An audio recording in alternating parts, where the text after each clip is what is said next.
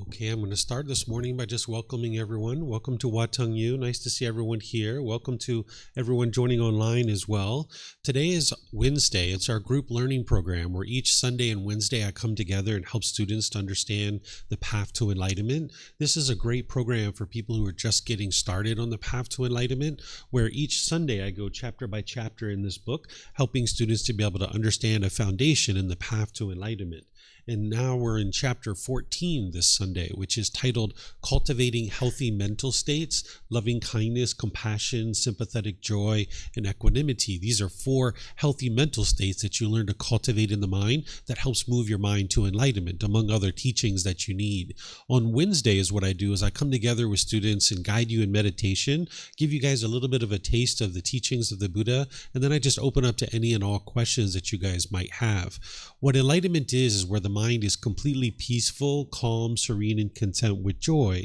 By the time you get to enlightenment, you will no longer experience any discontent feelings. You will have trained your mind to get to the point where you no longer experience any anger, sadness, frustration, irritation, annoyance, guilt, shame, fear, stress, anxiety, loneliness, boredom, shyness, resentment, jealousy. All these feelings and others are eliminated through training of the mind. So we start each class with meditation in order to be able to help you guys learn how to train your mind. But it's more than just meditation that you would need in order to be able to train the mind. So that's why after the meditation, I'll share some teachings with you to help you understand some of the teachings of the Buddha. If you'd like to join for meditation, today what we're going to be doing is loving kindness meditation. And the way that we start this is we start with some chanting to ease into the meditation. And then after that, I'm going to come in with some guidance for a breathing mindfulness meditation session. Then I'm going to have a period of time where it's just a little bit of quietness where we're actually meditating with breathing mindfulness meditation. Then we're going to come in with the guidance for loving kindness meditation. I'll explain to you guys what that is here in a moment. Then we're going to go back to breathing mindfulness meditation and then back to the chanting to come out of the meditation.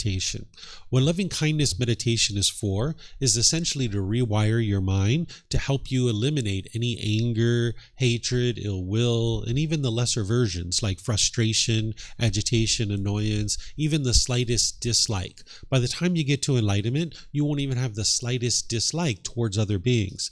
Right now, there's probably certain people that you like, and there's probably certain people that you dislike. That dislike is coming from your own mind. It's not coming from the other person. You have certain expectations. You want this person to be a certain way. And if they meet your expectations, you might like them, right? But then if they don't meet your expectations, if they don't do things your way, then you will dislike this person. But you can eliminate this and get to the point where you have love and kindness for all beings. What loving kindness is where you have a genuine interest in seeing all beings be well. You have active goodwill towards others without judging them. This is unconditional love, where someone doesn't have to meet any expectations of yours in order for you to love them. Oftentimes people misunderstand what love is. Sometimes people meet somebody, they spend some time with this person, and after maybe a few weeks or a few months, you might say, I have fallen in love with you. And then as time goes on, you function as if you love them. You do things in the way that you love them. And then over time, you get to a point where you say, I don't love you anymore. I've fallen out of love with you. And now you might be angry or frustrated or bitter or hostile towards this person. This isn't actually love. There might be love in there, but that's not love. If you understand what true love is, what unconditional love is, you can't fall in love and out of love with people. What's really happening here is someone meets someone, this person is meeting their expectations, doing things the way you want, and now you might say, I love you. And then you function as if you love this person, but then when they stop doing things your way, that's where you might say, I don't love you anymore. And people might be doing this to you too. But you can get to a point where your mind's not doing that. There's no such thing as conditional love, but we might call this conditional love. That if you meet these conditions, I will say I love you, and I will function as if I love you, and I will speak as if I love you, and I'll do things as if I love you. But if you stop meeting these conditions, if you stop doing what I want you to do, then I don't love you anymore. This isn't actually love. This is create what we call craving, desire, attachment, wants, and expectations. You can get to the point where you're past all of that, and you can just love people unconditionally, understanding that everybody's different, not everyone's going to agree with you, not everyone's going to have the same opinions and views as you, and that's okay. Everybody in the world is going to have different opinions and views. Not one person in the world has the same exact opinions and views as you. You're going to see that because the world is impermanent and constantly changing, people are going to think different ways. They're going to make decisions differently than you. They're going to have different opinions and views than you. And that's their choice and their decision. But if you can only love people who do things your way, there's only one person in the world that you can actually love. Because there's only one person that does things your way. Do you know who that person is that does things your way all the time? Yourself, right? And you might even have difficulties loving yourself sometimes. So this meditation not only is going to help you to have love and kindness towards others, getting rid of your anger, hatred, ill will, and even the slightest dislike towards others, but it also helps you to eliminate any hatred or ill will you have towards yourself. Because sometimes people have negative self-talk in their mind. You might have diminishing thoughts where you're degrading and diminishing yourself, feeling guilty and shameful. You can get rid of all that. You don't need to walk around with that in your mind. So this meditation isn't some magical pill that you do at one time and instantly all your anger is gone. That's not the way the teachings of the Buddha work. It's gradual training, gradual practice, and gradual progress that you're gradually wearing away these causes and conditions that are producing things like anger, bitterness, hostility, and so forth. So the chanting that we do, I see many of you guys have the chanting sheets. If you would like to chant along, you're welcome to. They're over there on the cabinet. You're welcome to help yourself to get a chanting sheet. During the lifetime of the Buddha, he used chanting as a way to help his students commit the teachings to memory, that every 2 weeks his students would come together and they would recite his teachings orally. This is the way that they committed their teachings to memory, because they didn't have books and audiobooks, videos, podcasts, things like this during the lifetime of the Buddha. So they used chanting as a way to commit the teachings to memory.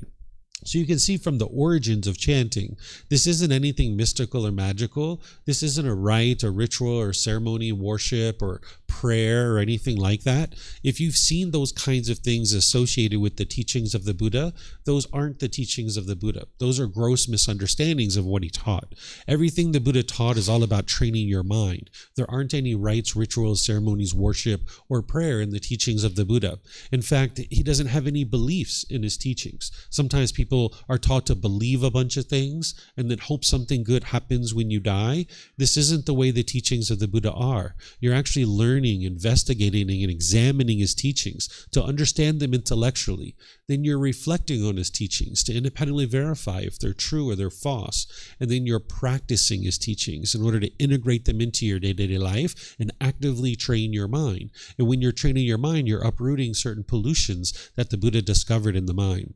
So everything the Buddha taught is about cultivation of wisdom and training of your mind. There's no rites, rituals, ceremonies, worship, or prayer in his teachings. So these chants that you're seeing that we're going to be doing, we're actually using it to ease the mind into meditation and actually get more benefit out of the meditation. It'll arise mindfulness and awareness of breath in your mind. You'll have more awareness and you'll be more aware of the breath. So you'll actually get more benefit out of the meditation if you choose to chant along.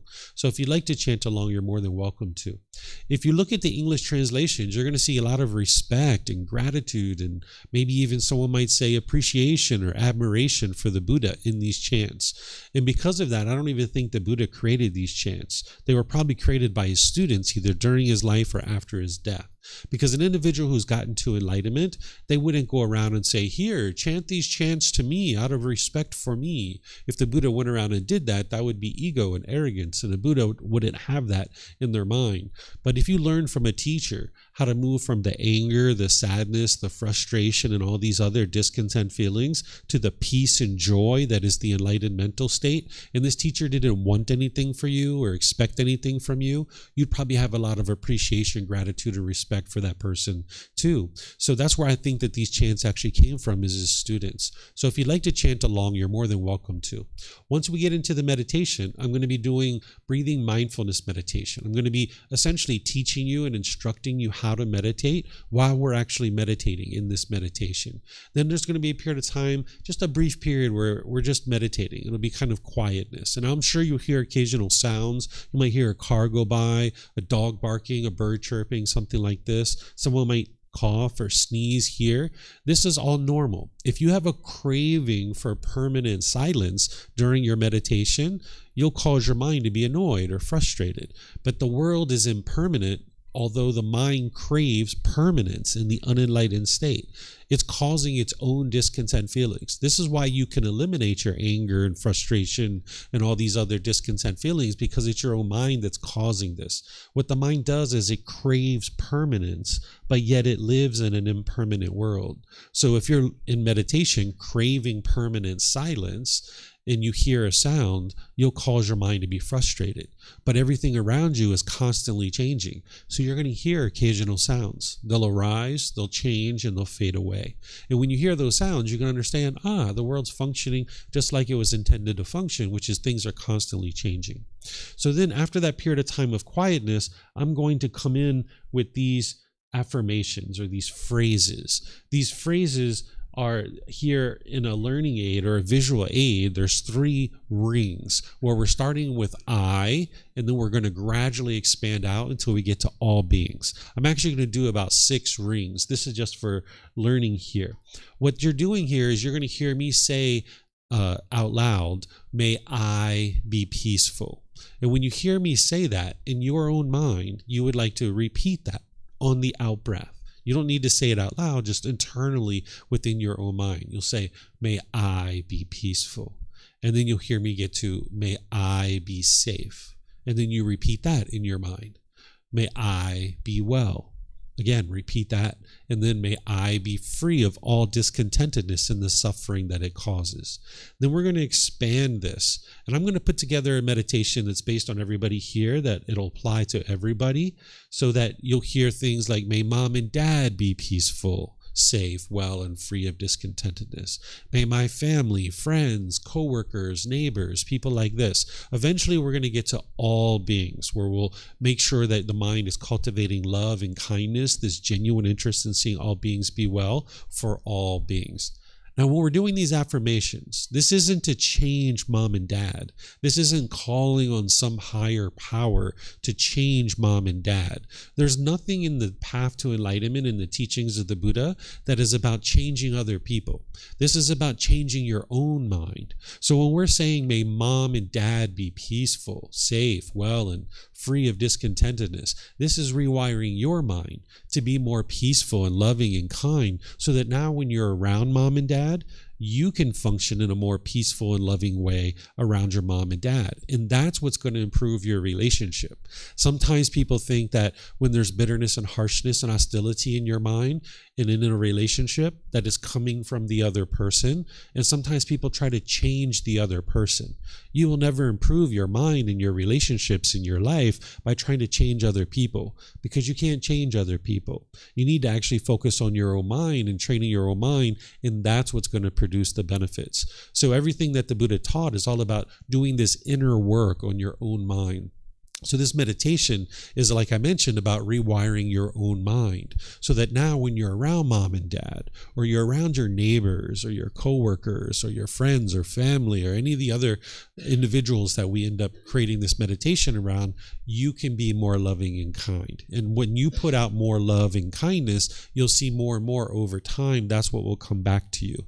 But as long as you're being bitter and harsh and hostile to people, this is what you're going to see coming back to you in your relationships. So the way that you improve your relationships is improve your own mind, and then improve the way that you interact with people through your moral conduct. So you're going to hear me go through about 6 different rings. And like I mentioned, I'm going to do it here based on everybody here. But when you do this on your own, you would customize this. And I'll explain that to you after the meditation, so you'll get a chance to experience it first. Then that'll make more sense to you about how to do this when you're on your own. Then we're going to go back to the breathing mindfulness meditation. Then we're going to come out of the meditation with some more chanting. And then that's where I'll kind of give you guys a bit of a talk to help you understand this meditation some more and understand some of the other teachings of the Buddha as well. In terms of your body position for meditation, there's 4 positions that the Buddha taught: seated, lying, standing, and walking. And with this particular meditation of loving kindness meditation, we usually use either the seated, lying, or standing. You don't usually do the walking position for the loving kindness meditation. Oftentimes, people are learning in the seated position, even though you would like to learn all 4 positions, because it's kind of like building a tool belt, that you're going to need these different tools at different times in your journey to enlightenment. But today, I'll just kind of give you guys a little bit of an intro to the seated position, so that maybe you can find something that's even more comfortable than the way you're already sitting. You could sit on the floor, in a chair. Maybe if you're at home, you're on a bench or a sofa or a wheelchair. You can sit however you like. There isn't just one fixed way to actually sit. So what I'm going to share with you are just suggestions or recommendations, things for you to consider. But you can find any way to sit that you like, even if it's not something that I've actually shared. You can sit however you like. So if you're on the floor, you might sit with some cushions under your rear. This is going to help soften your seat a bit. And then if you're going to bring your legs together in the cross-leg position, you might just decide to do that lightly. Whereas if they're real tight, it can impede the circulation and could cause pain in the lower body. Some people like to put their legs off the mat.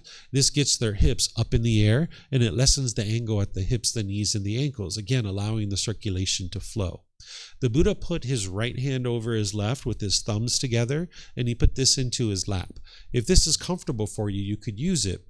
But it's not about everyone doing it exactly the same way. There's other options here as well. Some people like to put their palms on their thighs or their knees. Some people put their palms up, or maybe even just rest your hands comfortably in your lap.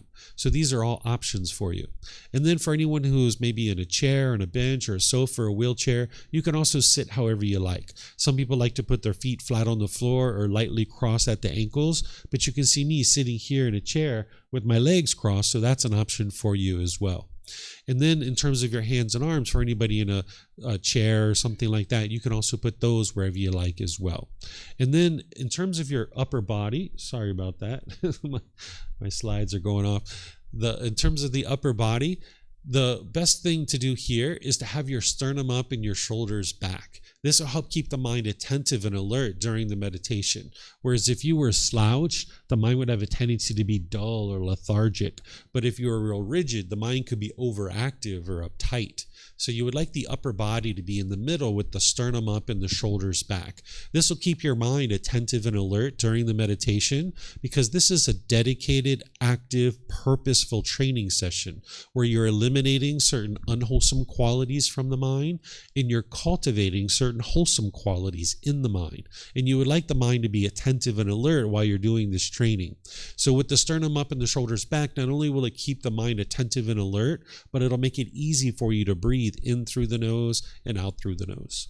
So again, I'm going to do some chanting to ease us into the meditation. You guys are welcome to join in, because it'll surely help you during the meditation. And then we'll come back in with the guidance and walk you through this meditation.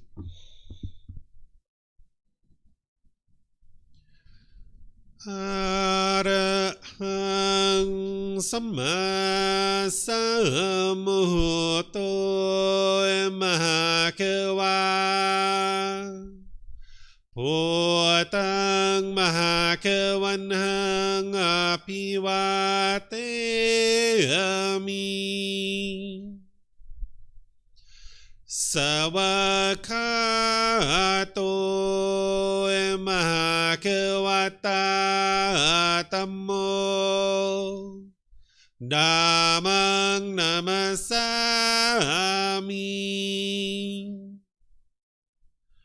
Supatipano Mahakavato Sāvaka Saṅkho Sanghang namami.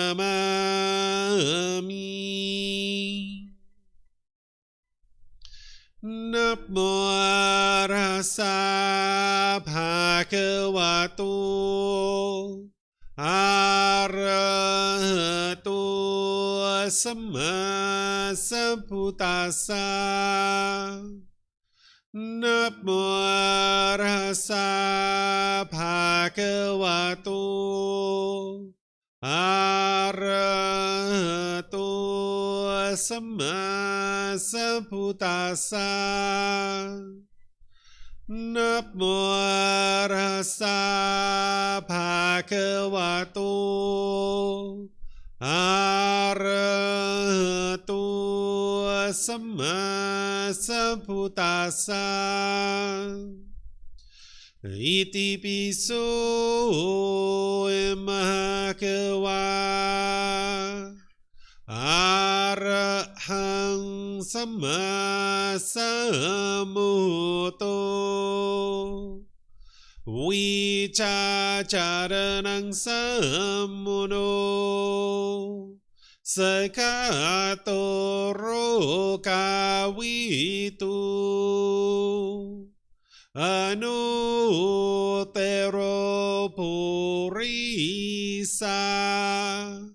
Dhamma Sati Satatawa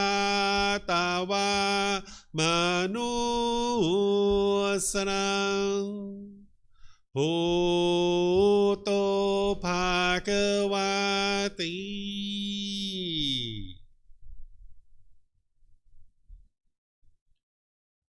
Okay, with the lower body and hands and arms comfortable, and the upper body erect, just close the eyes and start breathing in through the nose and out through the nose. Here you're just looking to establish the breath. A nice, natural, steady, consistent breath. Not forced or controlled, just a gradual inhale through the nose, experiencing the full breath. And then whenever you're ready, exhale out through the nose. Breathing in and out. Breathing in and out.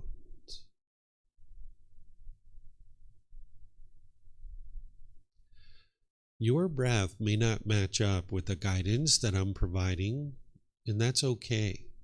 This is your practice. I'm just here for guidance. You can use this voice as a reminder that whenever you get to the next inhale, breathing gradually through the nose, developing a nice, natural, steady, consistent breath. And then whenever you're ready, exhale out through the nose, experiencing the full breath. Breathing in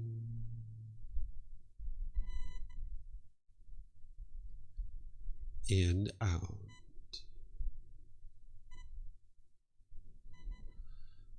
Breathing in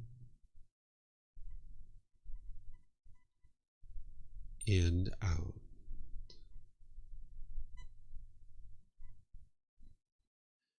With the breath well established, start focusing the mind on the breath, either the sound of the breath coming into the nose or the sensation of air moving over the skin into the nose. The breath is the present moment. Fixate the mind on the breath, the present moment. Breathing in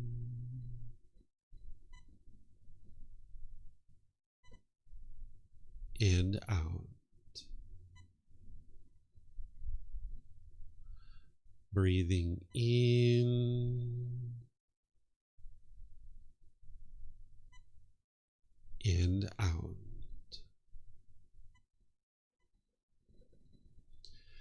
With the mind fixated on the breath, whenever you notice that it moves off the breath, cut that off, let it go, and come back to the breath, the present moment. No need to observe the thought, label it, judge it, analyze it, or even try to figure out where it's coming from. Whenever you notice that the mind is moved off the breath, cut that off, let it go, and come back to the breath, the present moment. Breathing in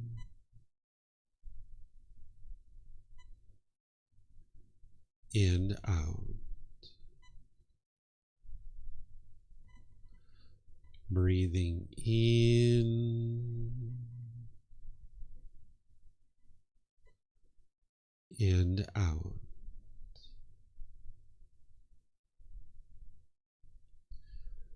I'm going to be quiet now and let you do this work of focusing on the breath, cutting off and letting go anytime the mind moves off the breath. Then I'll be back with more guidance on loving kindness meditation. You have nowhere to go. There's nothing to do. No one needs you right now. This is your time to focus on the breath. Breathing in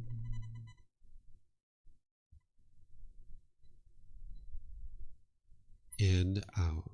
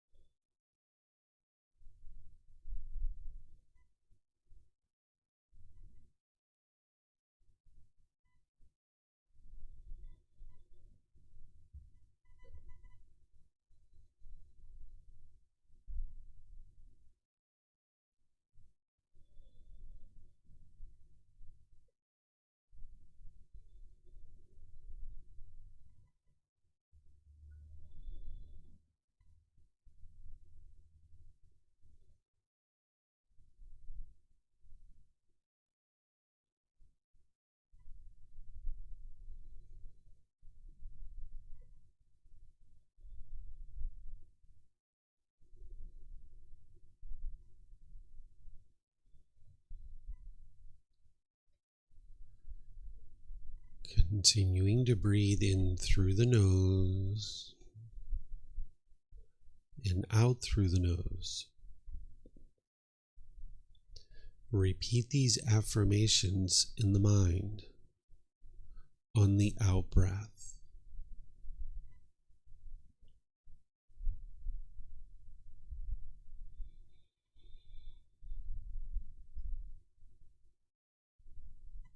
May I be peaceful.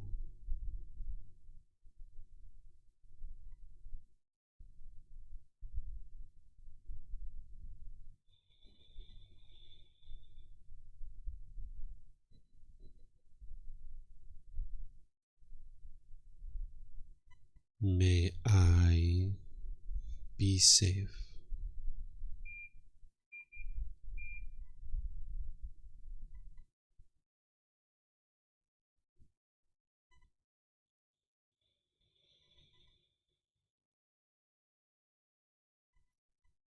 May I be well.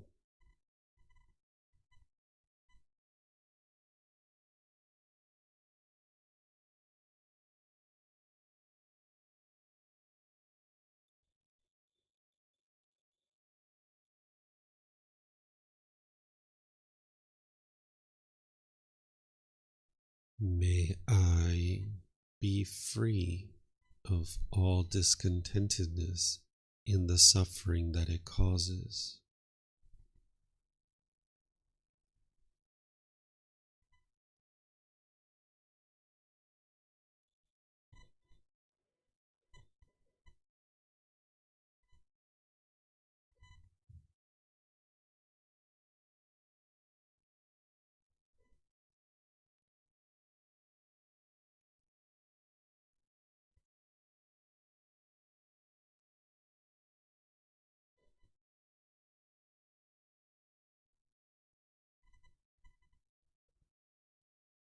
May mom and dad be peaceful.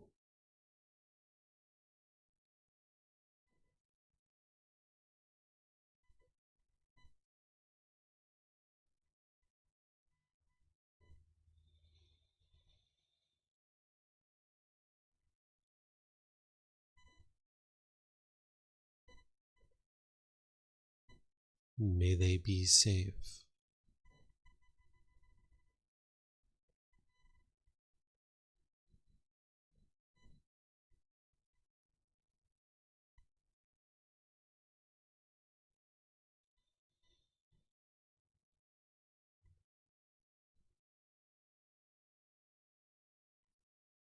May they be well.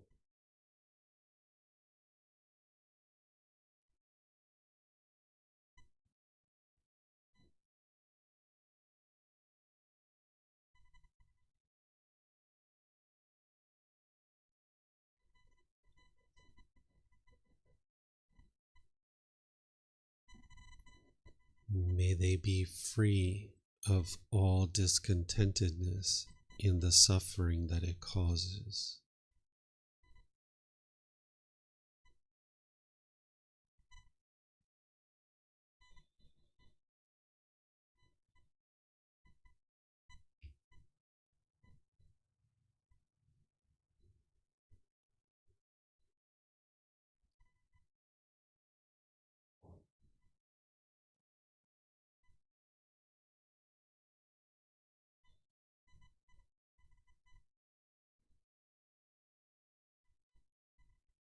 May my family, friends, co-workers, and neighbors all be peaceful.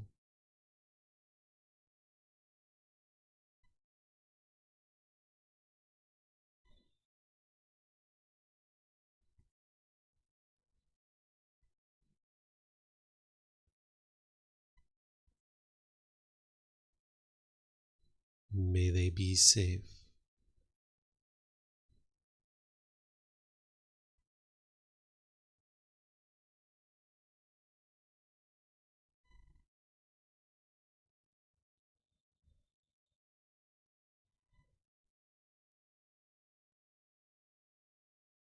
May they be well.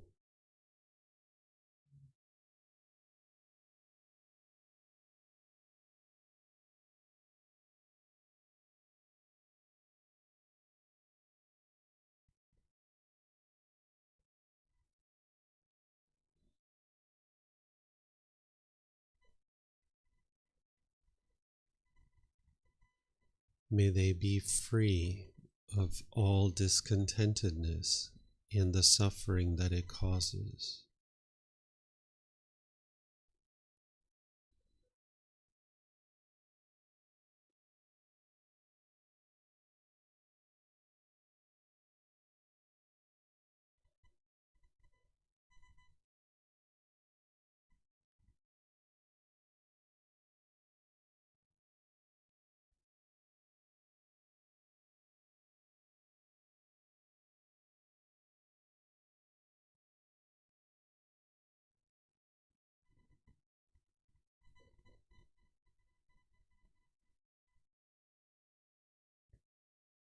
May all those who have caused me harm be peaceful.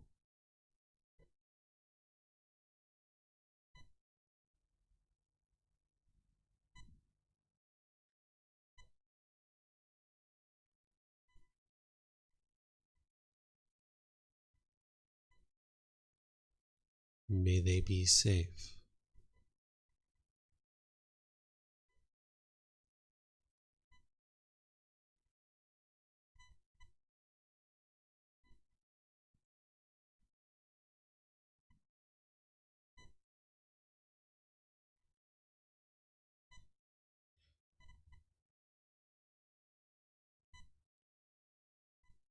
May they be well.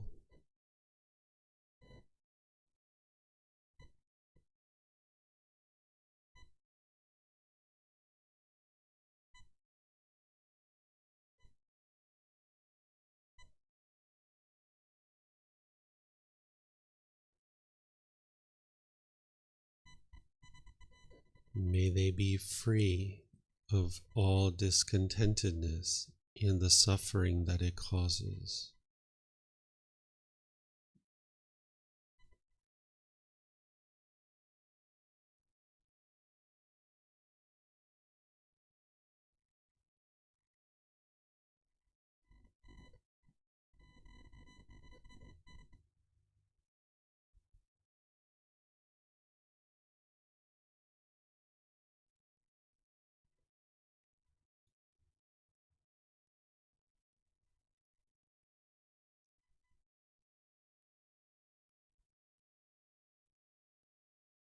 May all those who I have harmed be peaceful.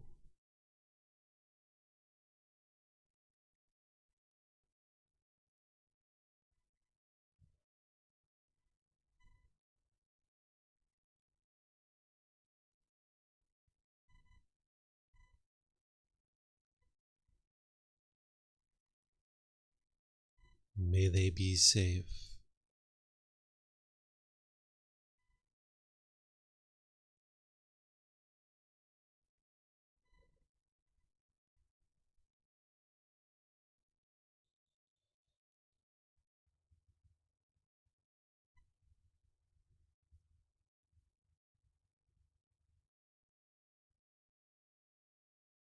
May they be well.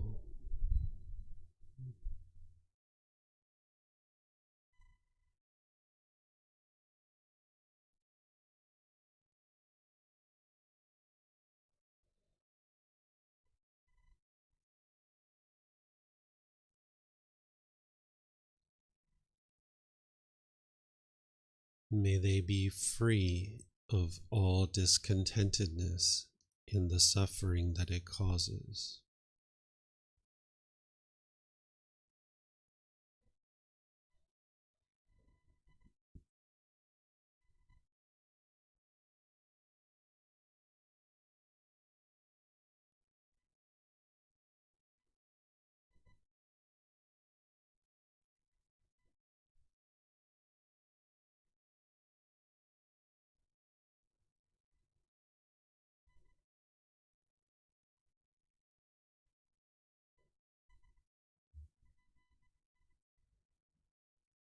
May all beings, wherever they reside, be peaceful.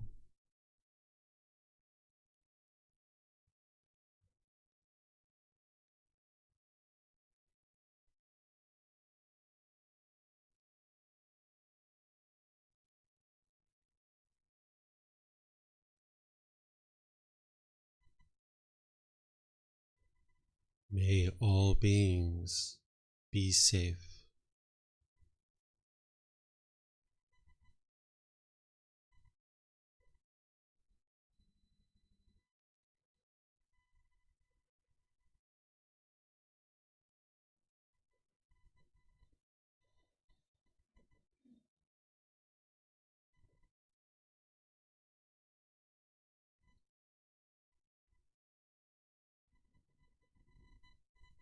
May all beings be well.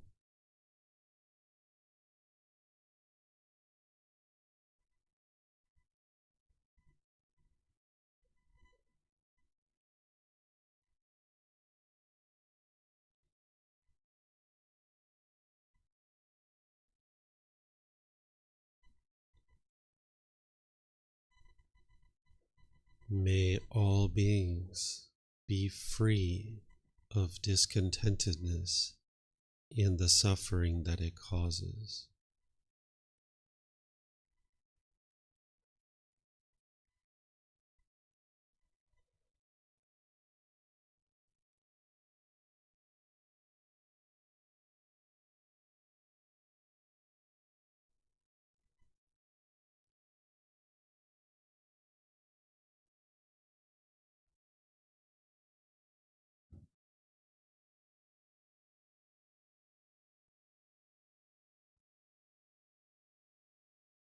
Now return back to breathing mindfulness meditation, focusing on the breath, cutting off any time the mind moves off the breath. Breathing in and out.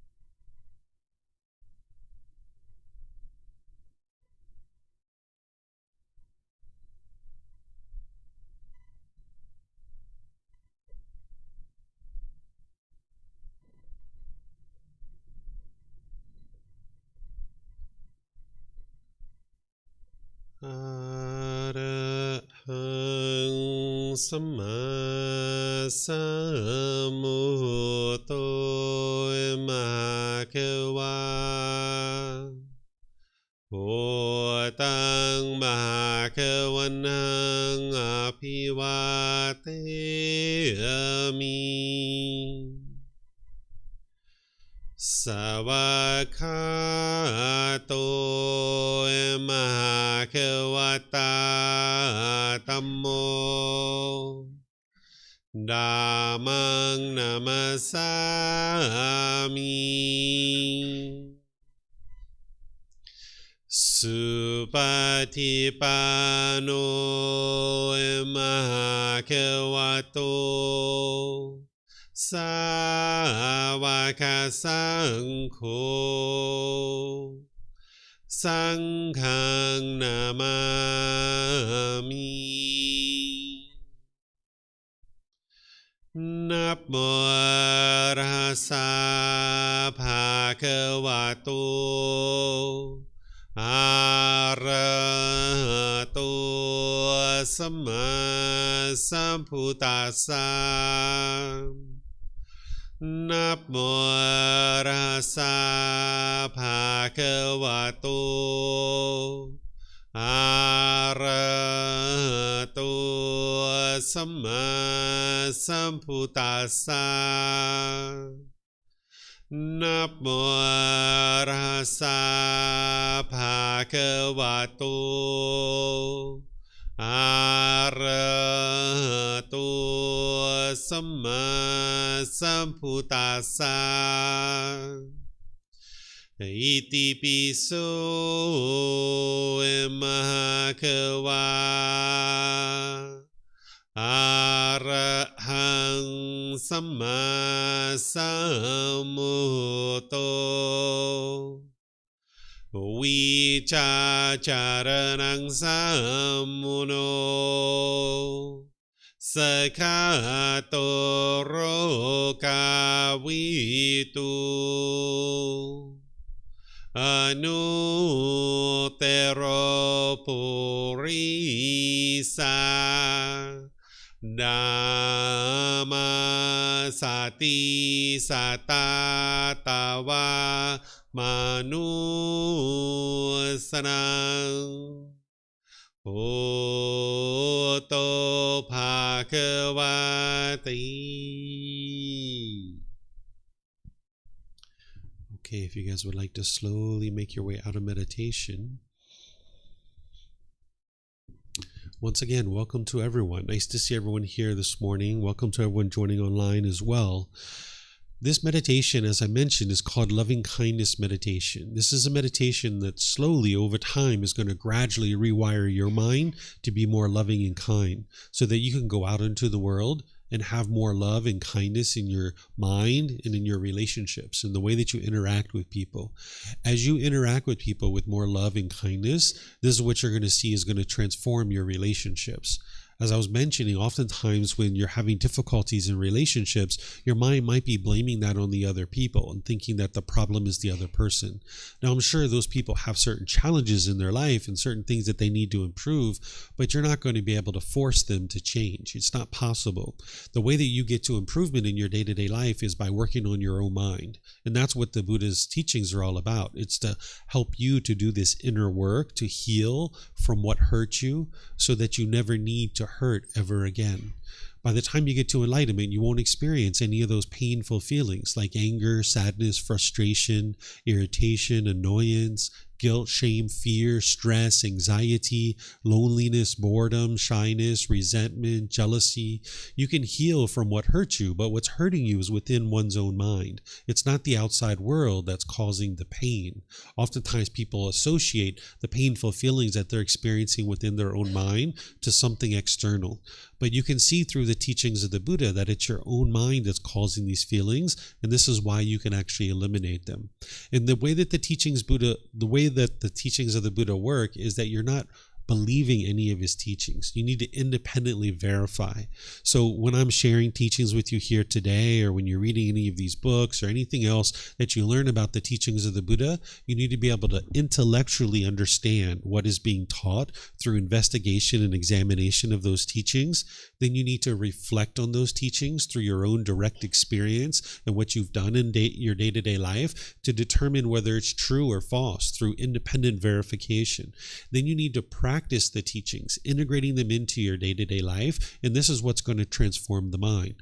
What the Buddha did is he discovered these 10 pollutions in the mind, and he figured out how to uproot those pollutions out of the mind. So it's your practice of the teachings that's actually going to transform your mind, because it's uprooting the pollutions out of the mind. And not only will you experience the elimination of discontent feelings, but you'll notice that the mind's focused and concentrated. You'll have clarity of mind and deep memory, because as long as these pollutions are in the mind, it'll hinder your mind from performing optimally. But when you train your mind and you uproot these pollutions, you'll see that it'll perform optimally. Your personal, professional relationships will really be blossoming. They'll be improving because you're not being bitter and harsh and hostile any longer in your relationships. And you can get to the point where you're not even experiencing a bad mood any longer, because the causes and conditions that are producing the bad mood have been uprooted. Those pollutions that are in the mind. Again, it's not the outside world that's causing you to experience a bad mood. It's what's going on in one's own mind. And you don't need to feel guilty or shameful about this. Every single being that's ever been born has experienced the same things. Buddha himself experienced these same things, but he figured out how to overcome that through training his mind. And then he spent the last part of his life from the age of 35 to 80 helping people to understand how to do that, how to train your mind to get to this enlightened mental state.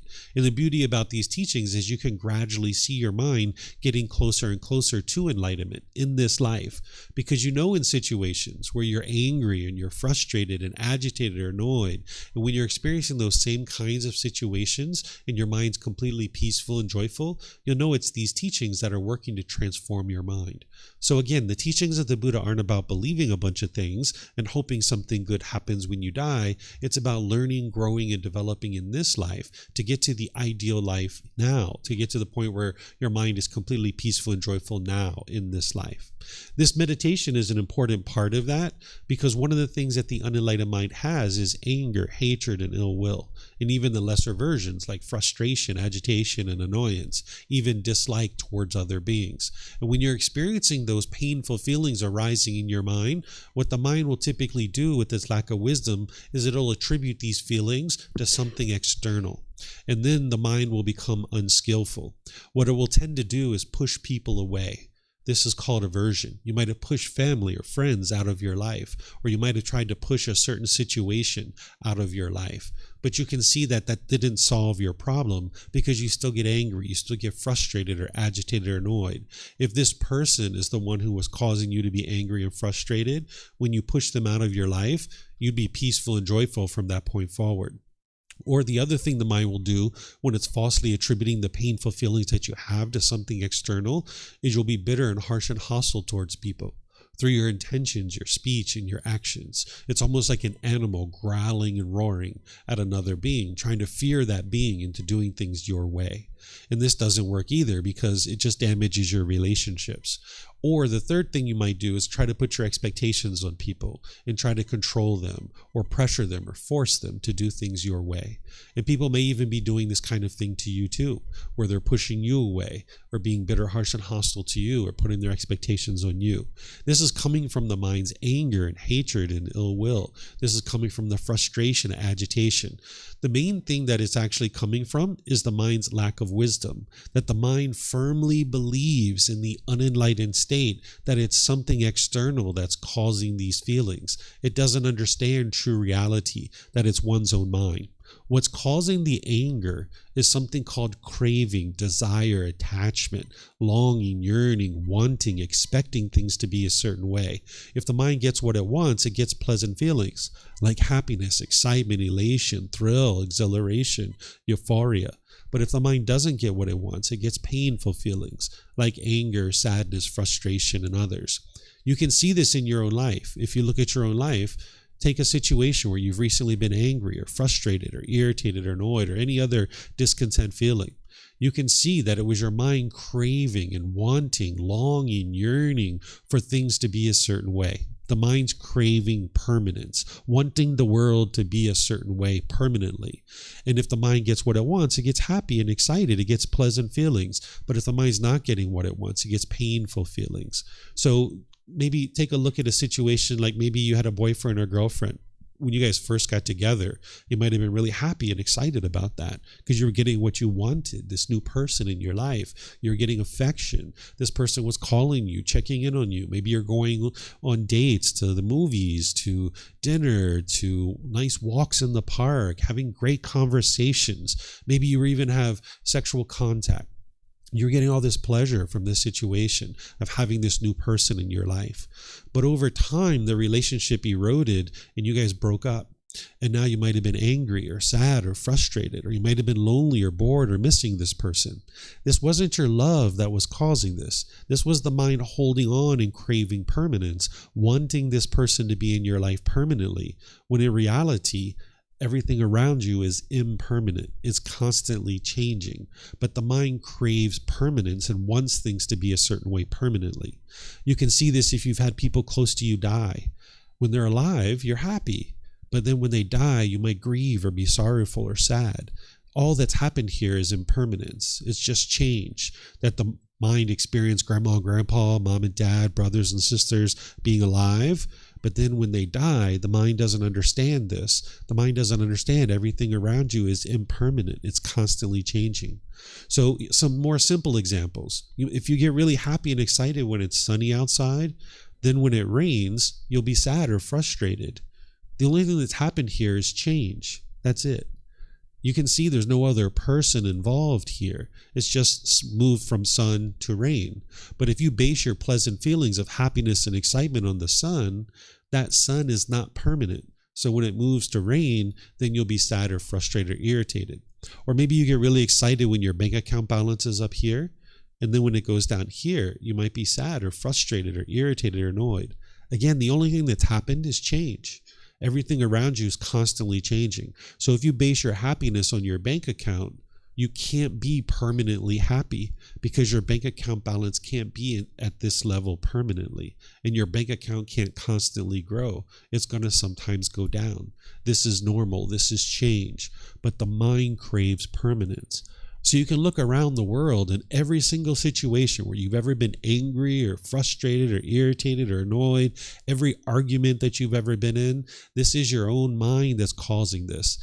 Now, that's not to say that the other person wasn't doing something unwise, because they could have easily been doing something unwise.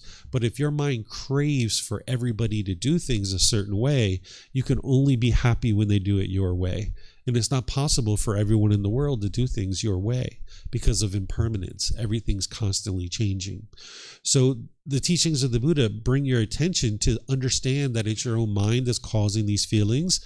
And this is very empowering, because if you understand that it's your own mind that's causing these feelings, and you've done that independent verification to see the truth for yourself, then the next piece of this is, well, if your mind is causing it, then that means you can eliminate it.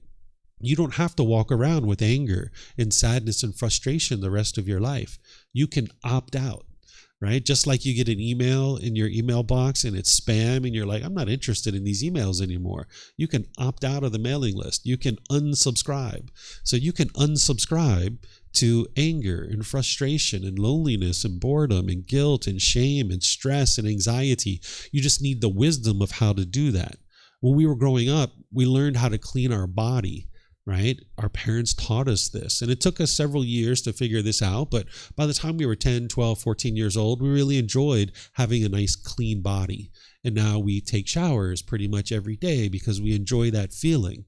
But if our parents didn't teach us how to clean our mind, and you're walking around the world with an unclean mind, these pollutions that the Buddha discovered, then yeah, you'll have stress, you'll have anxiety, you'll have anger, you'll have frustration. And it's not that your parents are bad people, it's just that they never gained the wisdom themselves about how to clean their mind. They understood how to clean the body, and that's what they taught us. But if you haven't learned how to clean your mind, there's this whole other piece to this being who you are that you're maybe not attending to. So if you're tending to the body and you're taking care of the body and you're cleaning the body, there's this whole other side of this being who you are, which is the mind. And if you pay attention to that and you learn about the mind and learn how to clean it and gain the wisdom of how to do so, now you can experience more and more peace and joy in your day-to-day life and in your relationships. Your personal and professional life can really grow and really blossom. So this meditation is an important part of that, so that you can knock down your anger, your hatred, and your ill will, and now you can go out into the world, be loving and kind with the people around you. Because when you put out bitterness and harshness and hostility, it's just going to come back to you. You can see that and verify it in your own life. You can see the relationships where you're bitter and harsh and hostile. Those people are the same way with you. They're bitter and harsh and hostile right back to you, right? So that's no way to live life. You can actually learn this better way of life that the Buddha taught. He didn't teach rules and commandments. He didn't teach a bunch of beliefs. He didn't try to convince you to do any particular thing. He's just saying, hey, if you would like to understand this better way of life, if you'd like to understand how to get to this peace and joy, here's how I did it. And now he lets everybody to decide for themselves if you would like to learn that better way of life. So this meditation is something that you typically do in the morning, so that then when you go out in your day-to-day life, you can be full of love and kindness. It's kind of like filling up your gas tank, and then you go out into the world and you be loving and kind through your intentions, your speech, and your actions. You can't meditate your way to the elimination of anger and hatred and ill will. It's not possible. But it's an important piece to being able to accomplish that. Where the real transformation is occurring is in your day-to-day life, when you go outside and you're being loving and kind and warm and gentle with the people around you through your intentions, your speech, and your actions. There's this core central teaching that the Buddha shares. It's called the Eightfold Path, that teaches you how to make wise decisions around your intentions, your speech, and your actions. And if somebody learns that, then you combine that with the meditation, and then with the entire path to enlightenment, you can gradually transform your mind. And that's what I do here, is I help students to be able to do that, and I do it all at no cost. Whether you'd like to get books or audiobooks or videos or podcasts or personal guidance, or you'd like to take retreats or courses or whatever it is, you can learn all of it at no cost, whether you're here in Thailand or whether you'd like to tune in online through our live stream or watch the recordings. You can gradually get the help that you need to be able to gain the wisdom to learn how to clean this mind, because now you're an adult. You can choose to do that on your own. So what I'm going to do here is I'm going to stop and just see if you guys have any questions, because that's typically what I do on Wednesdays, is just do a little meditation with you, just teach you a little bit, and then whatever questions you guys have, whether it's about the teachings of the Buddha, any challenges you have in your day-to-day life, whether it's about your meditation practice, whether it's about certain things that you've seen other places or here in Thailand. If you'd like to ask questions, you can ask any and all questions that you like. We have microphones in a white bowl over there by the bookshelf, right in the middle of the two bookshelves. If you get a microphone and you bring it back to your seat, you can press the gray button and you're going to see the lights come on, and you can hold it up to your chin, and we'll be able to hear you here at the temple, and they'll be able to hear you online as well. If you speak here without a microphone, they won't be able to hear you online. And then you can keep this microphone with you, because you might have more than one question, or someone around you might have a question, and you can just share the microphone with them. And then if you're not using it, if you could turn it off, that way we won't get feedback through the speakers. That'll be really helpful. And then anybody who's on Facebook, YouTube, or in Zoom, you can put your questions into the comment section. I'll be able to see that. Or in Zoom, you can electronically raise your hand, unmute your microphone, and ask any and all questions you like that way. So are there any questions here online? Anything you guys would like to ask? Yeah, go ahead, Leah. The bowl's back there by the bookshelf.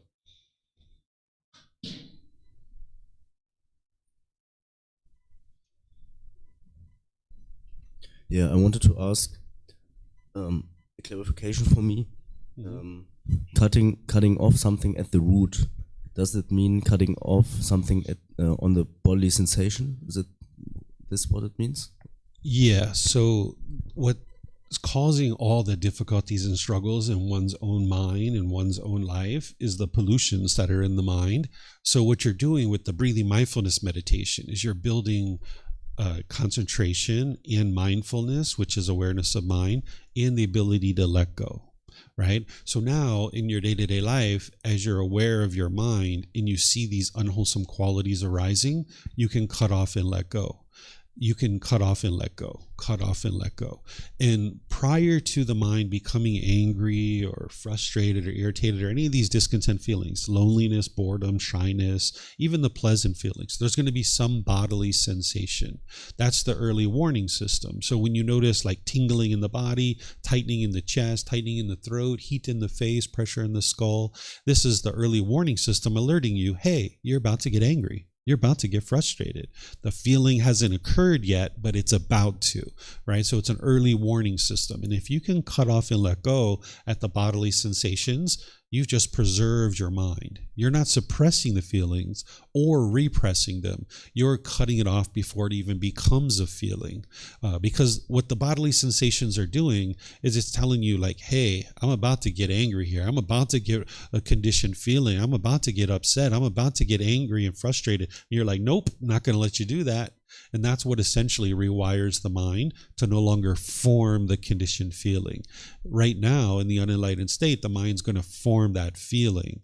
But more and more, if you get ahead of the curve and you catch it as a bodily sensation, you'll get to the point where you can cut it off every single time as a bodily sensation. And that's essentially going to gradually erode away the underlying cause, which is the craving, desire, attachment. And eventually, when you extinguish these cravings, desires, attachments, there won't be a rising of any discontent feelings. It doesn't matter what's going on around you. You won't have any arising of even the bodily sensations associated with discontentedness because the causes and conditions that is producing that have been eliminated from the mind. Mm-hmm. And what was the root again? Is it the 10 fetters? These are the roots? Yeah, the 10 fetters is the whole root of all the difficulties and struggles in one's mind and one's day-to-day life. These are the 10 pollutions that the Buddha discovered in the mind. So here we're talking about craving, desire, attachment, but every one of those fetters are coming back to craving, desire, attachment, right? And the whole reason why craving and anger exist in the mind, right? Because we were talking about anger today, that's being caused by craving. That's the root cause of the cravings. Or I'm sorry, that's the root cause of the anger is the craving. It's because of the mind's longing, yearning, wanting things to be a certain way, that if it gets what it wants, it's happy. If it doesn't get what it wants, it gets the anger, frustration in others.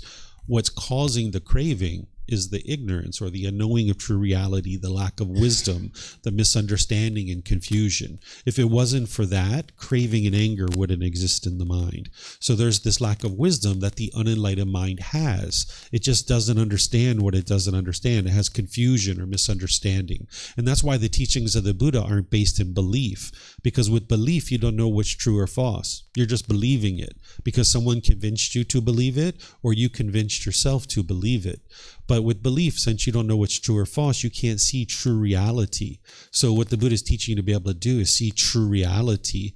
And that's where you need to arise wisdom. So when you arise wisdom and you stop clinging to these beliefs that other people are causing you to be angry, there's certain false beliefs, opinions, and views that the mind has. When you stop clinging to all of that and you can independently verify and see the truth that it's your own mind causing these feelings, now with that wisdom, you can then develop the wisdom of the tools and techniques that the Buddha shared and now eliminate your craving and eliminate the anger.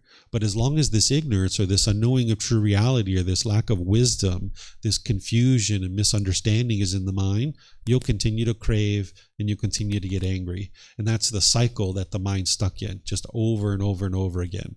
So if you're noticing the same things reoccurring in your life over and over and over again, this is because you're making the same decisions. You haven't cultivated any wisdom to make any different decisions. So when you cultivate wisdom, you will make different decisions and you will experience different results. But if you blame everybody else for what you're experiencing, then you never cultivate the wisdom that you need to make different decisions and then experience different results. So yeah, the root of anger is craving, and then the root of craving is the ignorance or unknowing of true reality. Yep. Other questions you guys have? Yes, ma'am.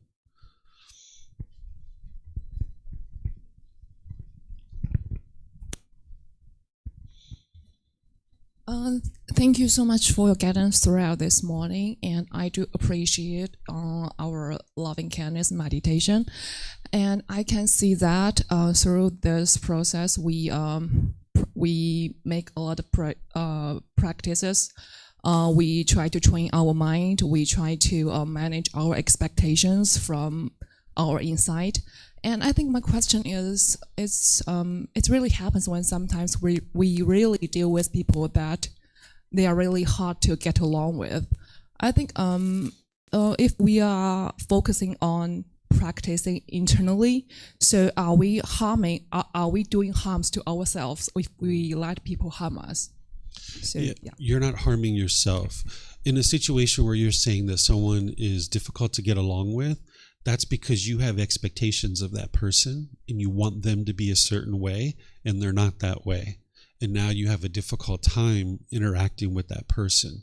So when you get to the point where you understand impermanence, that everything's constantly changing and not everybody's going to do things your way, then you understand like, there's no problem here. This person's just doing things differently than the way that I do them. And that's their choice. And I may not choose to do things that way, but that's their choice. And now I don't have to judge them or look down on them. I don't have to expect them or want them to do things differently. That's just their choice. So I can love the person, meaning have a genuine interest in seeing them be well, while disagreeing with the choices and decisions that they make. Right? Because if we can only love people who do things our way, then you can only love a very small number of people, really only yourself, because you're the only one that does things that way. So whenever you're having difficulties and struggles in the world, it's just because there's a lack of wisdom in your own mind. And one of the lack of wisdoms that the unenlightened mind has is it craves things to be permanent, not realizing that it's in an impermanent world, that the mind will buy a brand new car, and then when the car gets a scratch on it, you'll get angry and frustrated. Well, of course the car has a scratch on it because it's impermanent. It's not going to be permanently beautiful. Or when somebody dies, the mind will really struggle with that. Well, of course grandma died because she's impermanent. She was born, so she had to die. That was the only reason why she died, right? So there's all these things that are constantly happening in your life where it's change, and the mind will be having a difficult time with that. So one of the things is in a relationship with another person, you'll experience change. This person is different than what you're used to, and now that'll be a real struggle for you. But that's because your mind's holding on to those expectations. So you're not interested in managing your expectations. You would like to get rid of them, where you don't expect people to be a certain way. When you have an expectation that somebody is a certain way, you're actually sabotaging your ability to be happy, because not everybody is going to meet your expectation. It's only a matter of time before you run across somebody who doesn't do things that way. So you would like to get rid of all of the expectation. Where, let's just say, sometimes people say, well, what about if you have a child? Shouldn't you expect them to do things a certain way?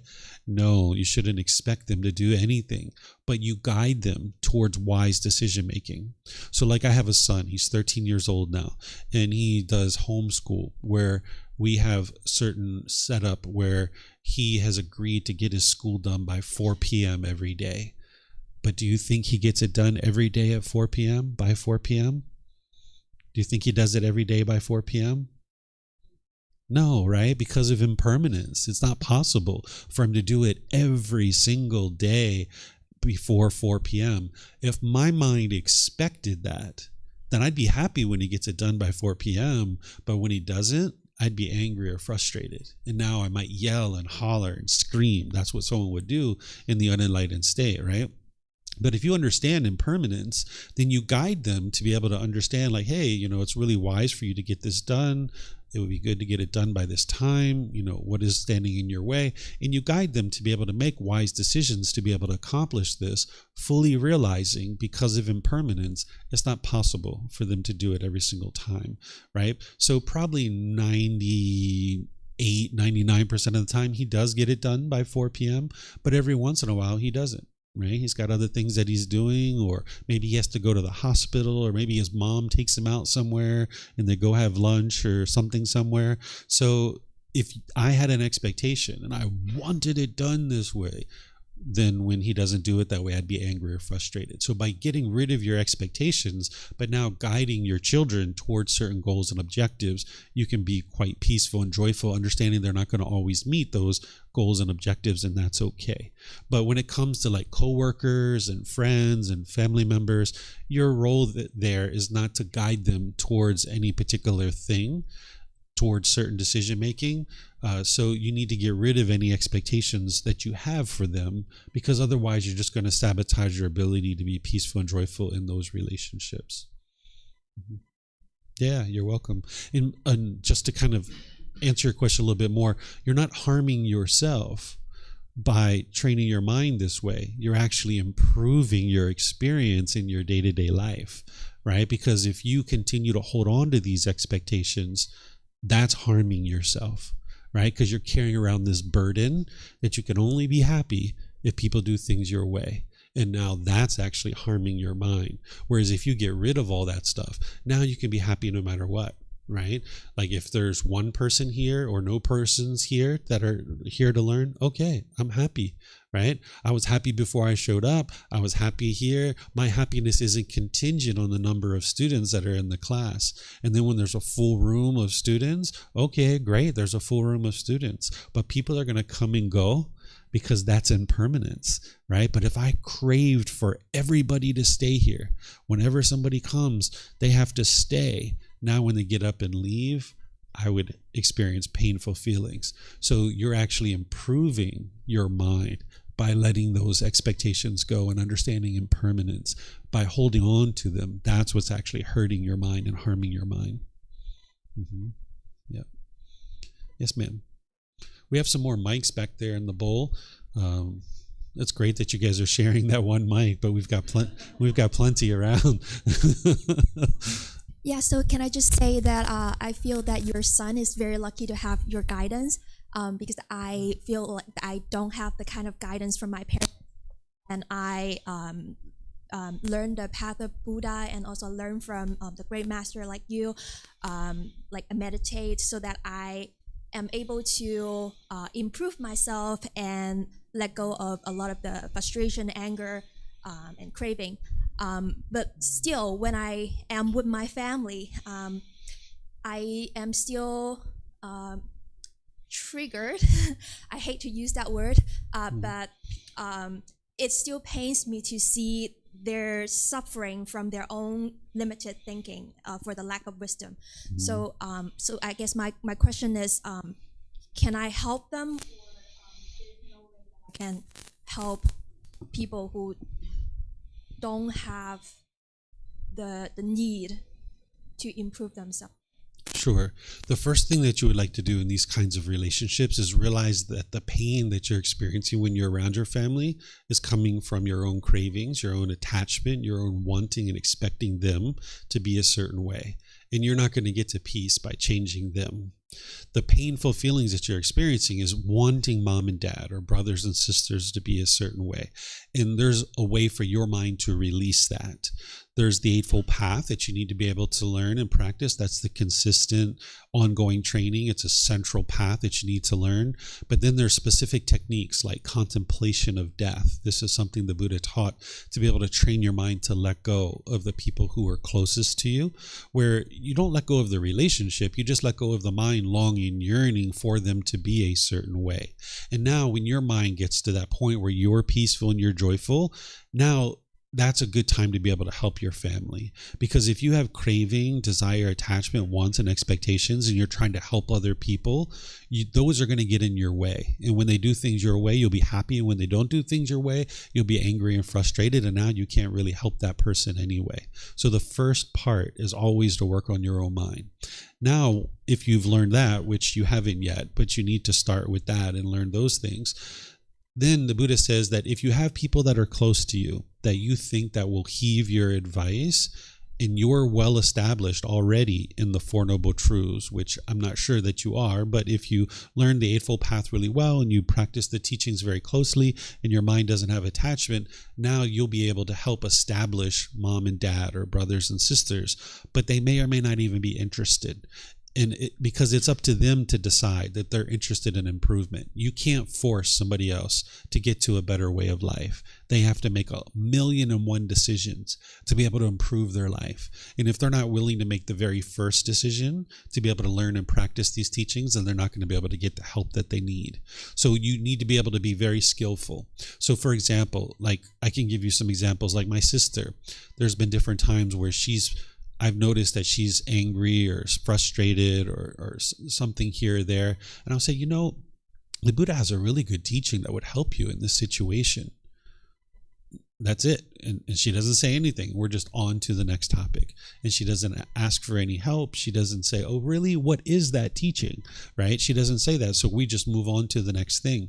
Because if you gave if I gave unsolicited guidance to my sister, this would be my craving and my ego, my conceit, thinking, I know what's right, you're doing what's wrong, and now let me step into your life and tell you what you should or shouldn't be doing.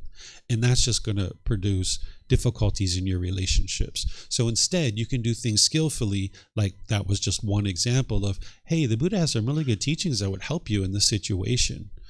And then if she says, oh yeah, what are they? Now she's open to the guidance. She's open to understand. But if she doesn't ask for it, then me sharing it would be unwise. So we just move on to the next thing. So over the period of maybe 2 or 3 years, I might have done this 2 or 3 times. And she's never said, what is that teaching? Never. So then I just don't say it anymore. I don't share anything with her anymore. And then when she comes to me and asks me questions, that's when I help her, when she comes and asks for questions.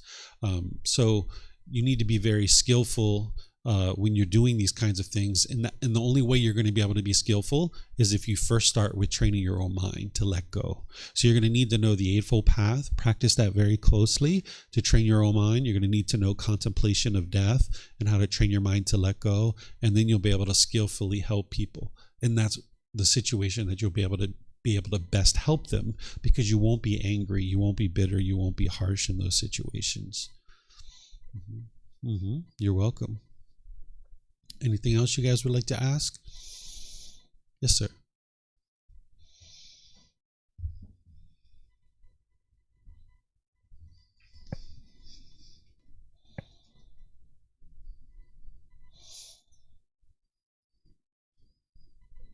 Thanks for your teaching today. Here I have a problem that have troubled me for a long time. Is that my mom have left me for more than 10 years, but I still can't admit it now. And I don't want others to know about this. Maybe I don't want them to know that I'm different from them. I don't know how to let it go.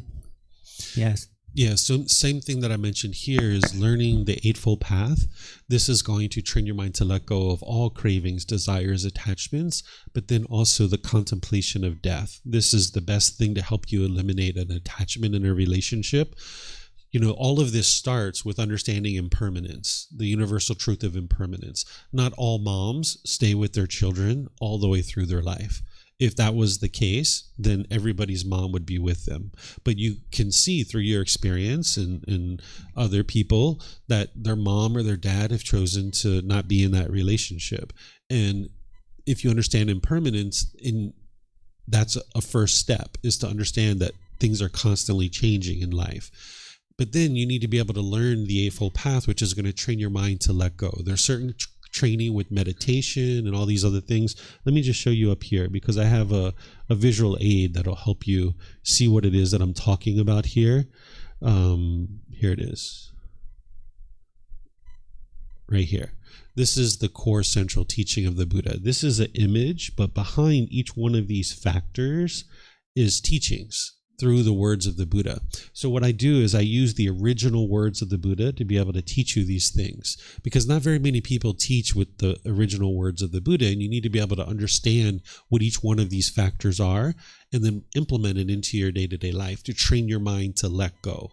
And not just let go of mom, but let go of many other things. There's probably certain foods that your mind's holding on to, and you really want those foods. And then these foods over here, you're pushing them away because you don't like them. And this is happening with many different things in your life. So this path is training your mind to let go of all those things. But then there's something called contemplation of death. And I'll just share it with you guys briefly, since I know all of you guys can use it, which is where after you've already implemented this well in your life, you learn contemplation of death or reflection of death, where you sit and you close your eyes and you envision that this person has died. You're not aspiring for them to die. You're not wanting them to die, but you just convince your mind that they have died. And now when you convince your mind that they have died, your mind has to confront this impermanence, that the relationship is now over. Right? And now when the mind confronts that, you might actually grieve. You might be sad and sorrowful when you do this. Sometimes just talking about it like this and thinking about your people who are close to you, that they've died. Sometimes people tear up. But what's causing that is the mind's holding on and craving permanence. So you need to be able to confront this impermanence. In the biggest impermanence that you could experience in a relationship is death, right? And now for maybe 10 minutes, 15 minutes, you're like a fly on the wall and you play out this death, that the person has died. Maybe a family member or a doctor or a police officer has called you, informed you of this, and now you play it out of what's actually occurred. And now you might grieve while that's occurring. But then after 10 or 15 minutes, now you move on and you start to regain your stability of your mind. Now you wait like about a month, or at the shortest, maybe 2 weeks, and you do it again. And then now you'll notice that your sadness will be less. Your grief will be less. And then you regain your composure, and then you do it again, and you do it again. And you keep doing it until your mind's fully let go and you're just accepted the fact that, yeah, mom is going to die. We're no longer in a relationship. Whatever she's doing, I wish her well. I appreciate that she's given me this life. That's the best thing that I could have ever gotten, is this human life. And now whatever she's doing, I just wish her well. And someday if we ever see each other again, great. That's wonderful. I'm pleased to have a relationship with her. But if that's not what she's interested in, then that's okay too. And that's her choice. Because I needed to do this with my family members too, because my mind was holding on. I did this in my early 20s and I was sad, right? But eventually I was able to overcome that, right? And now when my mom died in 2017, I wasn't upset. I didn't grieve, right? It's not because I didn't love her. It's because my mind wasn't craving for her to be permanent. About a month ago, my grandmother died. Who was pretty much like a mother to me. She was very close with me.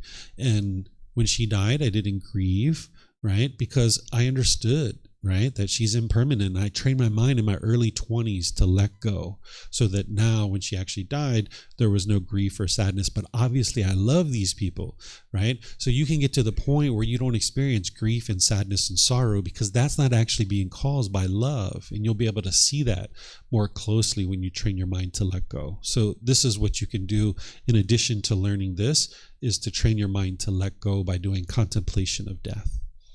Mm-hmm. Okay, thank you very much. Yeah, you're welcome. Yeah, please. There's plenty of microphones around. Yeah. You're welcome to get the mics. Yes, ma'am. It's about kindness, mind, meditation, and the rings. I think this is beautiful, and it's a beautiful practice, and I do it. I just want to understand better.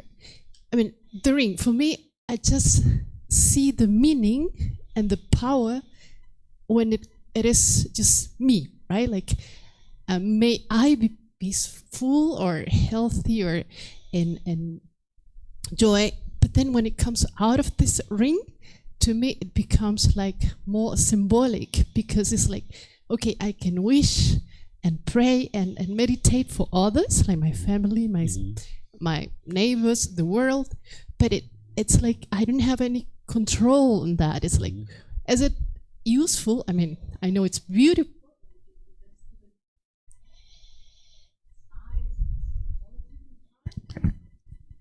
Yeah, it's on. Like, okay, Yeah. Okay. Yeah. Sure. So your batteries in that mic are impermanent. Right? They're not permanent, just like the Buddha taught. So the question, just for those of you guys online, I think you heard most of it, is that she's asking, like, what do you do with the meditation when the other person is responsible for their own wellness, but yet you're meditating, right? So when you're meditating, it's not to try to change the other person.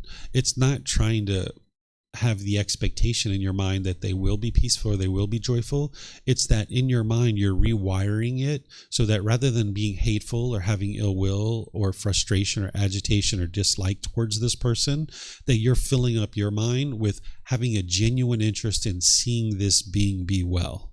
So that now when you're around them, you will function differently, because you can't change other people through your meditation. And even prayer, you can't change anybody else through prayer, any of these other things. Each individual needs to decide for themselves that they're interested in improvement and they're interested in change. So this meditation isn't to change other people.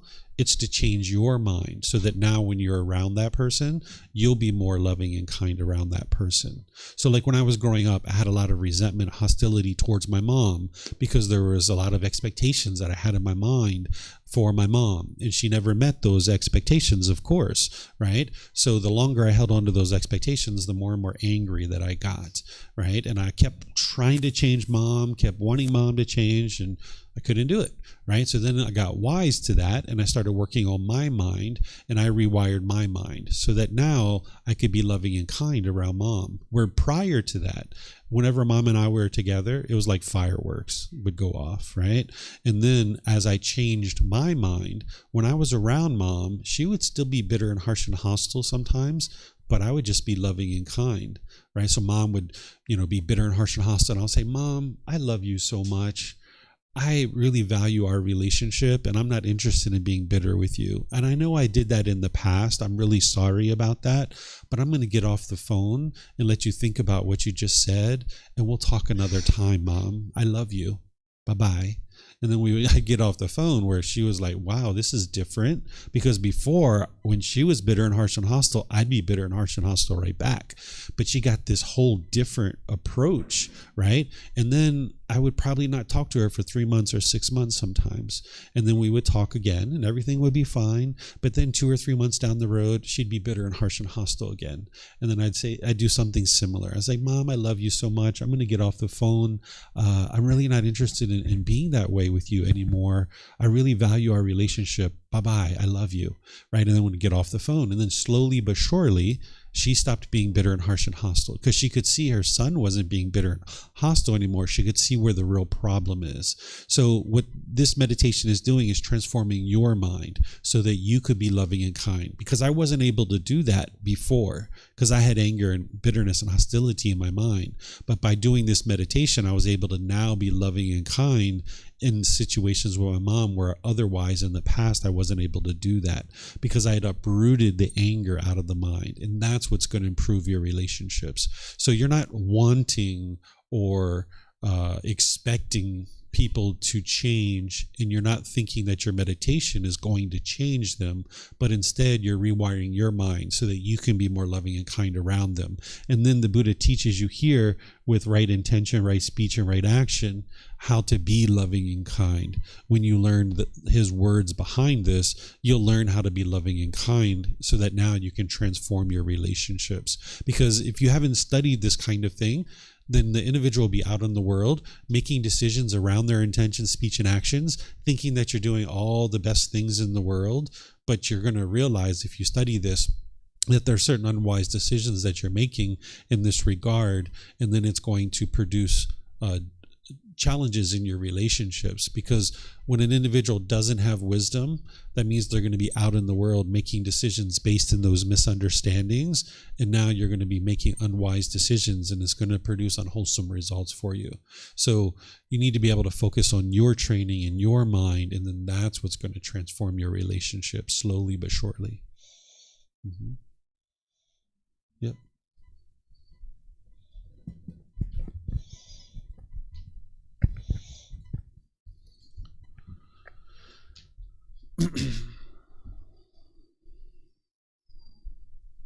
thank you for your teaching. I have a further question about expectations.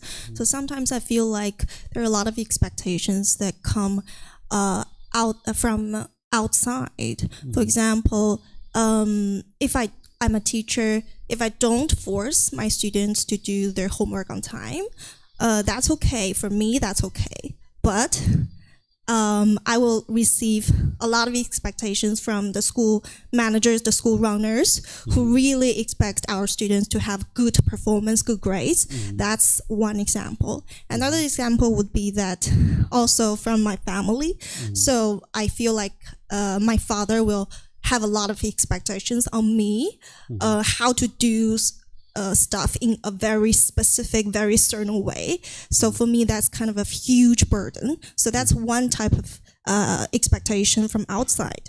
And another type of expectation I also feel a lot comes from inside. For example, I always expect myself to do things in a certain way. I expect myself to be better, to grow stronger, to be more capable. So all these expectations come together. Sometimes they will, I think, I feel the benefit coming out of it because I do reach certain goals. I do better in certain stuff, but more often I feel a great burden. So I want to know how to deal with these kind of expectations coming both from outside and from inside. Thank you. Yeah, so when other people have expectations of you, your mind choosing to adopt those expectations is what you would like to get rid of. Because everybody can have any kind of expectation that they would like of you, but it's only going to harm your mind if you adopt that expectation. So if your father has an expectation of you to do things a certain way, if you adopt that expectation and now his expectation becomes your expectation, now you're harming your mind because now you're trying to live up to that expectation. And you need to be able to understand the difference between a goal and an expectation. An expectation is the mind's forming its inner feelings based on whether you do this thing or not, right? A true goal is something that you can work towards.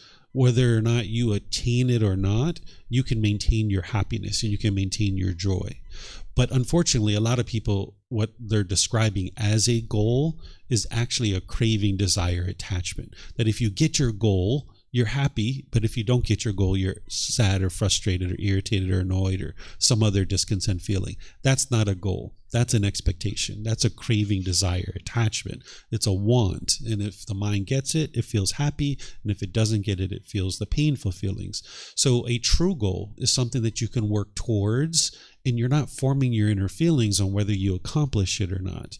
You could be 80% of the way to your goal, and you can maintain your joy and your contentedness, which means you're going to have your stability of mind, and you can look at this situation objectively, and you can say, I'm 80% of the way there.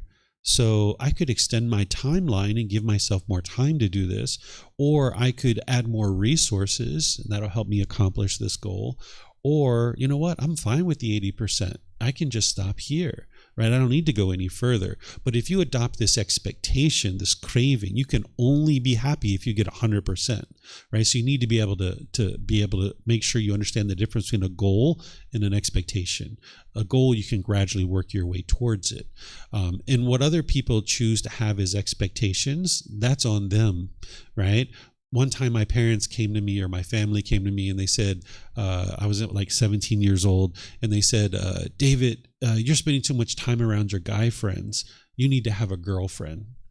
And I thought about it for like 2 or 3 months, and I was like, okay, well, I'll go get a girlfriend then. So I went and got a girlfriend, right? And then after hanging out with her for a while, they came to me and they said, you're spending too much time with your girlfriend. You need to spend time with us.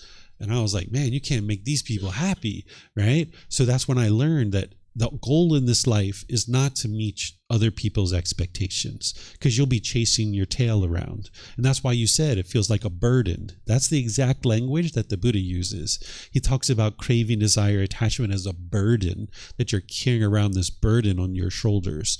So if you adopt other people's expectations as your expectations, now you're carrying around that burden, and you can only be happy if you get what you want. And because of impermanence, you're not going to always get that. So now let's switch to the professional environment, right? You have school managers and principals and people like this, that they are having certain expectations. They want your students to perform a certain way. Okay, if they would like to form that as an expectation, that's up to them. But you would like to have this goal. You have this goal of your students performing at a certain level, and now you understand the last thing you're interested in doing is forming an expectation, because you're going to pressure yourself and you're going to pressure your students and force your students, and they're not going to like it and you're not going to like it. Everybody's going to be uncomfortable. But instead of taking this expectation, you can form this goal, like, okay, I understand the principal would like the students to perform at this level. The school manager is interested in this. So now let me figure out how to gradually guide the students to this objectives through wise decision making, through helping them to cultivate wisdom. Let me maybe at the beginning of the semester have a little talk about how paying attention to your homework and success, what that's going to do for your future. Maybe we need to help them to understand how to remember to do their homework, helping them to build skills and abilities and things like this. This is going to guide them to improve decision making. Because if you have, I don't know how many students, oftentimes a teacher will have 100, 150 different students over the course of a day, depending on what grade they have. And you can't force them to make decisions. It's up to them to make those decisions. All you can do is impart wisdom and then guide them to making those wise decisions. So if the student is here, then you're kind of like along the side of them, giving them wisdom of how to make wise decisions. You can't force them or control them to make those decisions. And when they make decisions wisely, then they get a good grade. And when they don't make decisions wisely, they get an unfortunate grade. That's the gamma. That's the results of their decisions. We call it gamma, or some people call it karma. This isn't anything mystical or magical. This is the results of your decisions. When you make decisions wisely, you'll experience wholesome gamma, or wholesome results. When you make decisions unwisely, you will experience unwholesome results, or unwholesome gamma. So if you set this up at the beginning of the semester with your children, and you don't have to use the word gamma unless you would like to, but you can help them to see, like, hey, look, this is the way that this school year is going to go. I'm going to be having assignments during the year. And if you meet your goals and objectives, you're going to have an excellent grade at the end of this year. That's going to help you get into high school and college and blah, blah, blah, blah, professional career. You need to paint that for them so that they can see how good grades equal a better life, because you're going to have more wisdom in your mind. Because when I was going to school, I didn't understand why I needed good grades. I didn't even understand why I needed to go to school, right? I had no idea. I didn't understand. So by helping the children to understand why school is important and how it fits into their overall life, and how getting good grades and doing their homework is going to fit into this overall objective of them having a successful life. Now they understand, and now they're inwardly motivated because they have their own goals and objectives that they're working towards. And all you're doing is helping them to see that wisdom, and then assessing their assignments and giving out the grades, so that now you're preparing them through guidance to be successful in the courses that you're teaching. But it's up to them to decide to be successful. And that's what you can share with your manager and your principal and those kinds of people too, is say, hey, look, this is the way I lead my classes. This is the way I guide the students, but it's their decisions that are leading to whatever result that they're getting. All I can do is guide them. I can't force them or control them. Okay? Yeah, you're welcome. Yes, ma'am.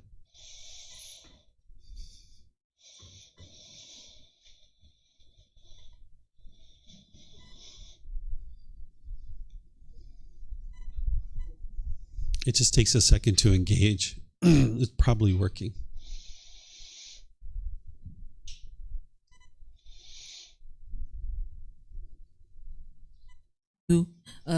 My question is, I've always feel so tired on my body, on my mind, because my work. And I'm a little angry to my leader because they give me so many works. I think I'm a normal people, so I could do so well. So my question is, how to think about the meaning of working and how to calm my mind. This. It's the Eightfold Path. This is what you need to be able to learn inside and out, backwards and forwards. This livelihood is part of what the Buddha talks about as moral conduct. That there's oftentimes we take jobs in the unenlightened state based on our cravings. We have certain wants and expectations. We maybe want more money, or we want a certain title, or we want to look a certain way to our friends and our family, and we chase these things. And sometimes we work ourselves in the unenlightened state into a life that we actually don't like, that we feel miserable about. Right? Sometimes people, when they have a certain life, they feel so constrained and it's so difficult that then they want to take a vacation from their life, right? And when they're on vacation or on holiday, hey, you're having a great time when you're in Thailand, right? You're here, you're having a good old time. But then when it's time to go back home, it's like, oh my gosh, do I have to go back to that life? Well, that's the life that you're creating. You're making those decisions. You've chosen to live where you live. You choose to work where you work. You chose the friends that you have. You choose everything about your life. So if someone is dreading going back to their life, that's because of the decisions that one has made for their own life. So the Buddha is guiding you in wise decision making about how to construct this life for yourself that you feel really good about and you feel wonderful about, right? Like if you look here in Thailand, people generally really enjoy the work that they do. Right? If you go to this little old lady on the street corner selling her mango and sticky rice, she's just having a blast selling you mango and sticky rice. She woke up this morning, went out into her mango grove. She enjoyed picking every little mango out of the trees. She cleaned them off and brought them to the market. And now she's standing there slicing the mangoes with a big old smile on her face, pouring the coconut milk over the mango, and here it is. And she's collecting her little 40 baht, and she's just enjoying that so much, and she can't imagine doing anything else other than selling you that mango and sticky rice. So you've got to find your mango and sticky rice, right? If your job, if you're feeling stress and anxiety in the work that you're doing, then there's obviously craving, desire, attachment in the mind, that the mind needs to be trained through this Eightfold Path to let go. But ultimately, you need to find a livelihood that you have enthusiasm and ambition around, that it doesn't feel like work. Oh my gosh, I got to go to work, right? It doesn't have to be that way. You can enjoy your work. You can have enthusiasm and ambition about what you do on a day-to-day basis. But if you have craving, desire, attachment, if you have these pollutions that are in the mind that the Buddha discovered, you'll find it very challenging to be able to make those decisions that are going to lead to that better way of life and that livelihood that you feel very enthused about. So you're going to need to train your mind with this Eightfold Path. There's no way to magically fix all of that, that there's all these factors that need to be understood, and an individual needs to train their mind to be able to experience more and more improvement through getting rid of more and more of the pollution out of their mind. So it only comes through this gradual training, gradual practice, and gradual progress. Mm-hmm. Anything else you guys would like to ask about?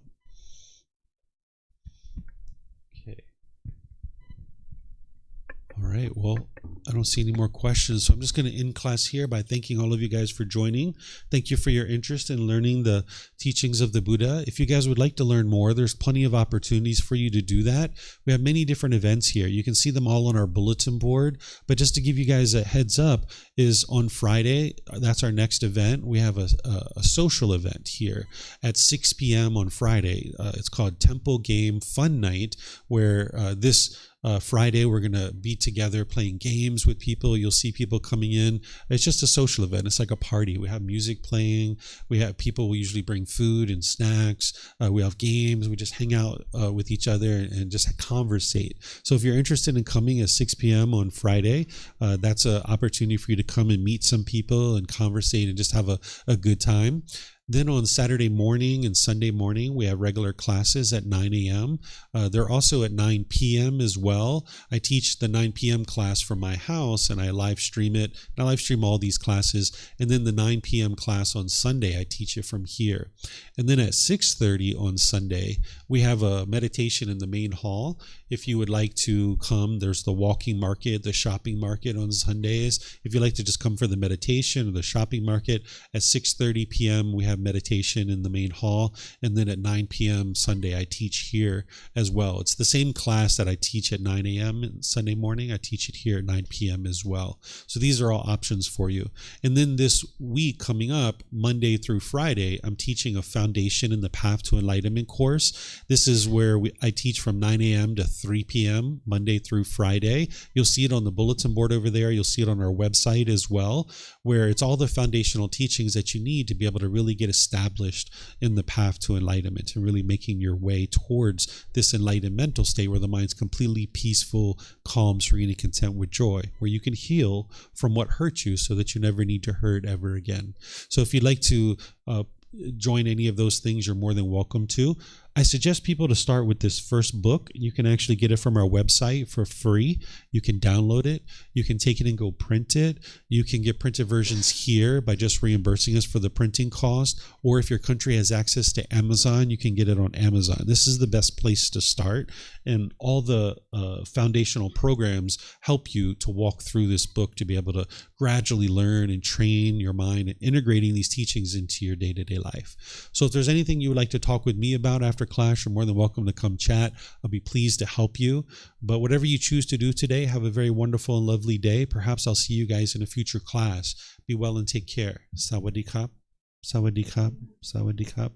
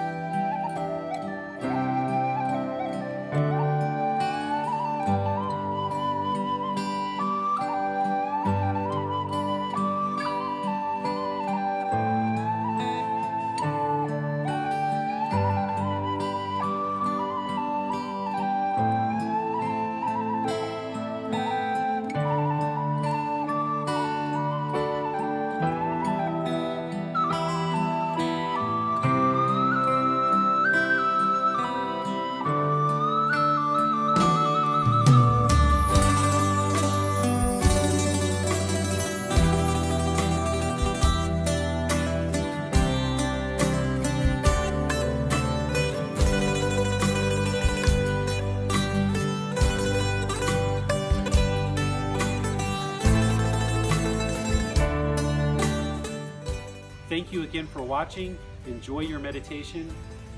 Look forward to seeing you online and answering any questions that you might have. Thank you so much.